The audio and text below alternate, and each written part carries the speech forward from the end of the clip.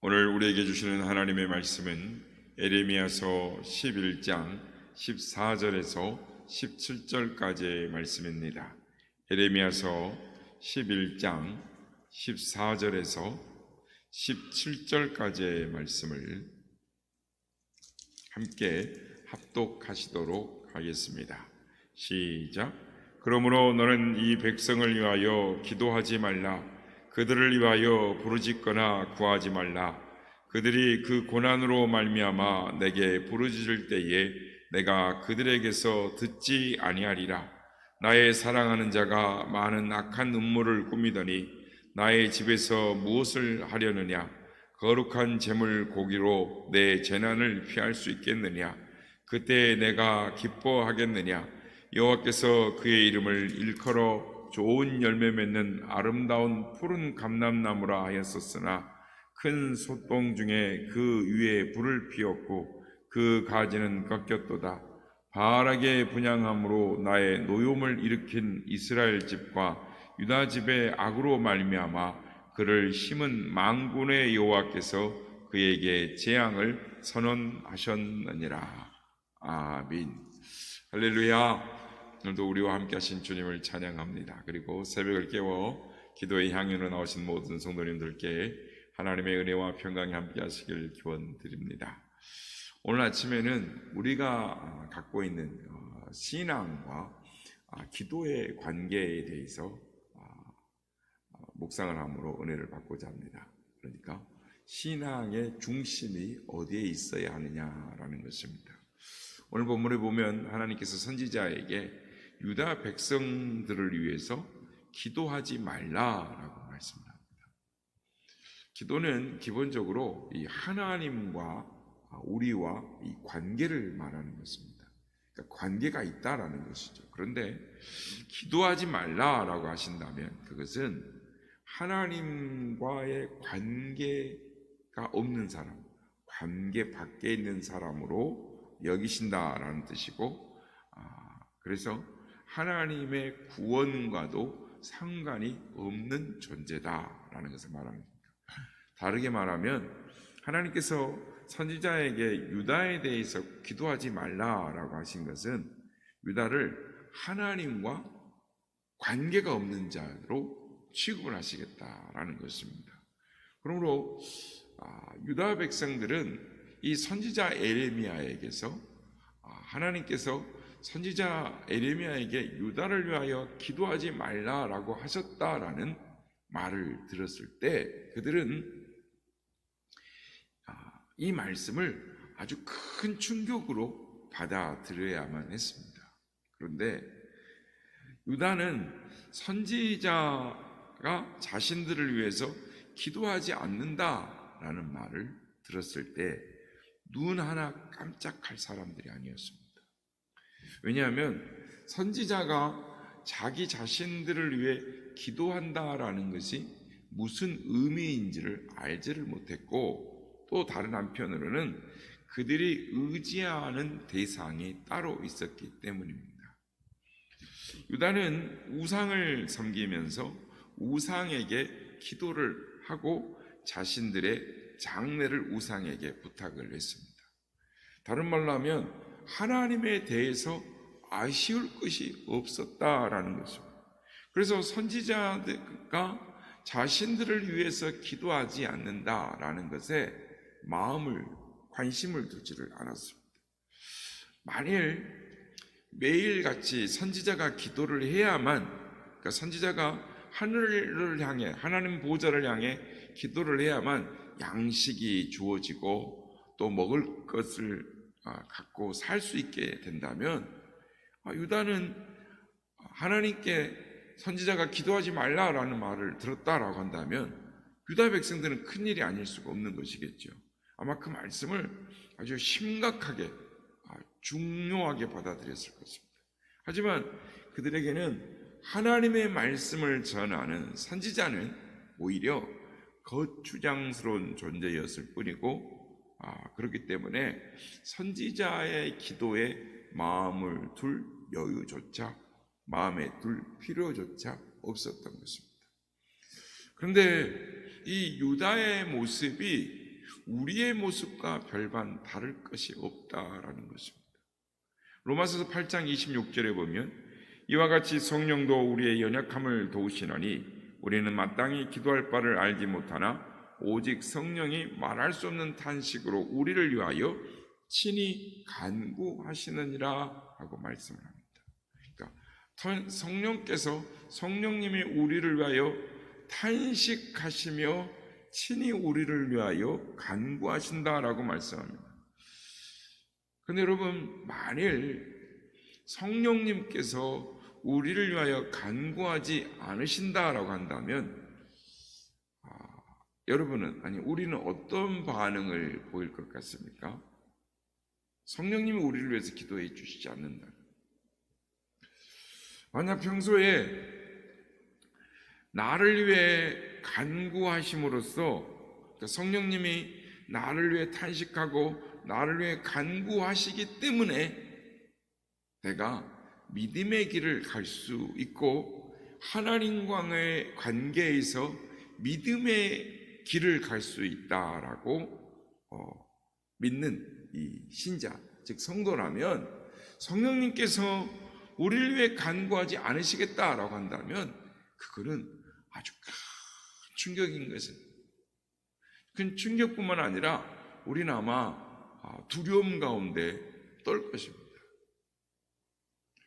하지만 성령님의 간구를 생각하지 않고 신앙생활을, 믿음을 나의 기도와 열심으로 하나님께 나아가고 있고 믿음 생활을 하고 있다라고 생각하고 있다면, 즉 믿음 생활이 나의 의지와 노력에 있다라고 생각한다면, 그렇게 살고 있는 성도라면 성령님이 간구하지 않으신다라는 내용에 대해서 별 관심이 없어요. 그러니까 만약 우리의 믿음 생활이 이렇게 된다면 우리는 하나님을 신뢰하기보다는 다른 것을 더 신뢰하며 살아가는 사람들이다라고 말하지 아니할 수가 없다라는 것입니다. 예를 들어서 하나님의 말씀을 들어도 도무지 두려움이나 심각함으로 다가오지 않는다. 대부분 사람들이 그렇죠. 마치 바람결에 실려가는 구름처럼 하나님의 말씀이 우리 귓가를 스쳐가는 이 바람처럼 느껴져 버리고, 그런 걸 말로 하나님의 말씀을 듣는 사람들이 많다라는 것입니다. 우리의 생명이 하나님께 있음을 알아야 하는데 세상 것만 넉넉하게 있으면 얼마든지 행복하게 살 수 있다라는 생각에 젖어 있으니까, 이 땅의 것만 삶에 대한 목적이 있으니까 성령님이 나를 위하여 탄식해서 기도를 하든지 말든지, 예수님이 하늘 보좌 우편에서 우리를 위해 기도하든지 말든지 관심을 두지를 않는 것입니다. 그래서 이런 사람들이 생각하는 것이 예수님이 나를 위해 기도한다고 해서 달라진 것도 없고 특별히 주어진 것도 없고 누리는 것도 없다라고 생각을 하는 것입니다. 그래서 예수님의 기도에 대해 의지를 하지 않는 것입니다. 오늘날의 기독교, 오늘날의 그리스도인들의 모습을 우리가 생각하지 않을 수가 없는 것입니다. 하나님이 유다 백성에게 선지자를 보낸 것은 자기를 위해 무엇을 해줄 것 같은, 해줘야 할 그 신을 찾는 것이 곧 죄다라는 것을 알려주기 위함이셨습니다. 하지만 그들은 자기를 위해 신을 찾는 것을 당연하게 생각을 했습니다. 무슨 말이냐면 신의 기능과 역할이 신의 이름을 부르고 열심히 신을 섬기는 자들을 위해 복을 내려주는 그것만 하는 것이 신이다라고 생각을 했던 것입니다. 그래서 이런 유다 백성들의 이 태도, 이 마음의 중심의 자세가 하나님께서는 이들이 하나님을 대하는 태도가 잘못됐다, 악이다라고 말씀을 하는 것이죠. 그래서 유다를 위해 기도하지 말라라는 거죠. 유다 백성들이 그렇게 하나님을 대하기 때문에. 그래서 유다가 구원받을 수 없는 악에 빠졌다라는 것을 말씀하고 계시는 것입니다. 17절 말씀을 보겠습니다. 바알에게 분향함으로 나의 노음을 일으킨 이스라엘 집과 유다 집의 악으로 말미암아 그를 심은 만군의 여호와께서 그에게 재앙을 선언하셨느니라. 유다는 바알에게 분향함으로써 하나님의 노를 일으켰습니다. 그러니까 진노의 대상이 된 것이죠. 그런데 유다는 그와 같은 그들의 사회상의 실상을 심각하게 바라보지 않았다라는 것입니다. 하나님의 말씀을 들으면서 그 말씀을 들으면서 죄를 깨닫고 회개하는 신앙의 길로 돌이키기보다는 자기의 소원을 이루며 세상의 것으로 넉넉해지는 삶에 마음을 두었다라는 것입니다. 여러분, 오늘날 기독교의 실상이 이 유다와 별반 다르지 않다라는 것입니다. 하나님을 섬기는다고 하는데도 우상을 섬기는 것과 같이 동일하게 하나님을 섬긴다라는 것입니다. 그런데 이와 같은 실상을 보지 못한다라는 것입니다. 실상을 보지 못하는 것은 하나님의 말씀에 대해 마음이 닫혀져 있기 때문입니다. 우리의 악한 실상을 파헤치며 드러내는 말씀에 대해서는 귀를 닫아버리는 것입니다. 그리고 반대로 인간의 소원을 이루어주고 복을 주는 이 거짓된 신앙, 거짓된 신에 대한 이야기만을 들으려고 한다라는 것입니다. 그런데도 자신을 우상을 섬긴 유다와 우리는 다르다라고 생각한다는 것입니다. 그러니까 교회를 다니며 열심히 하나님을 믿고 있다라고 스스로를 인정한다라는 것입니다. 자신이 믿고 있는 하나님이 우리를 위해서 일하셔야 된다는 거예요. 하나님이 우리를 생명으로 인도하기 위해서 일하시는 그 하나님으로만 생각을 하는 것입니다. 그러나 하나님은 우리의 뜻과 우리의 어떤 원하는 대로 일하시는 분이 아니라 하나님은 하나님의 뜻과 섭리 가운데서 일하시는 분이십니다. 그러므로 하나님은 우리를 생명으로 인도하기 위해서 일하시는 하나님이 아니다. 이런 생각을 우리의 소원, 우리의 어떤 이 바람을 위해서 일하시는 하나님이 아니다라는 생각을 전혀 생각을 못하고 산다는 것입니다. 그러니까 자신들은 그래서 신앙생활을 잘하고 있다라고 생각을 한다는 것이죠. 우상과는 무관하게 살고 있다라고 여긴다라는 것입니다. 물론 우상은 이 부처와 같은 어떤 형상에 대하여 소원을 비는 것으로만 이 생각을 한다면 우상을 섬기지 않는다라고 말할 수 있습니다.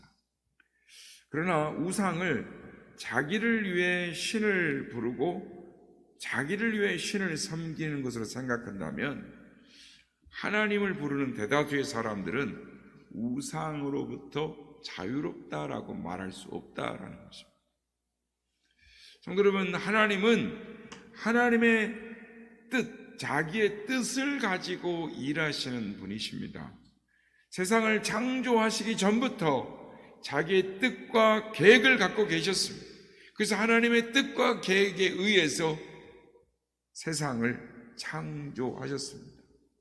그러므로 하나님은 결코 우리의 뜻을 이루어주기 위해서 일하시는 분이 아닙니다. 그런데도 사람들은 자기의 뜻을 위해서 하나님을 찾으니 그것을 우상이라고 말하지 않을 수 없는 것입니다.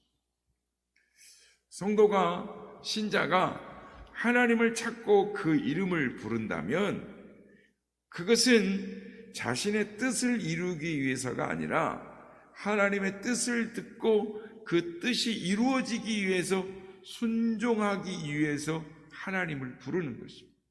이것이 하나님과의 바른 관계에 있는 것입니다. 여러분, 조금 어리석은 질문을 하나 하겠습니다. 여러분은 무엇 때문에 예수님을 믿으십니까? 사실 이러한 물음 자체가 잘못된 것입니다.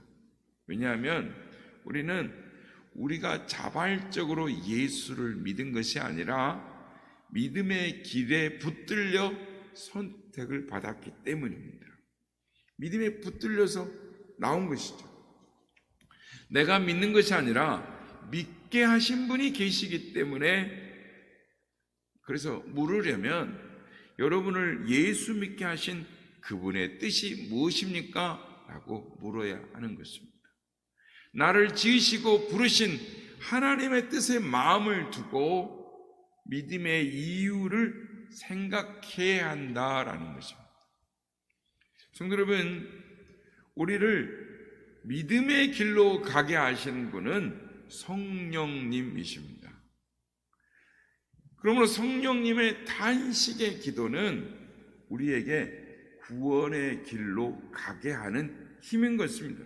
즉 신자는, 성도는 자신의 기도로 사는 것이 아니라 성령님의 기도로 사는 자들이다라는 것입니다.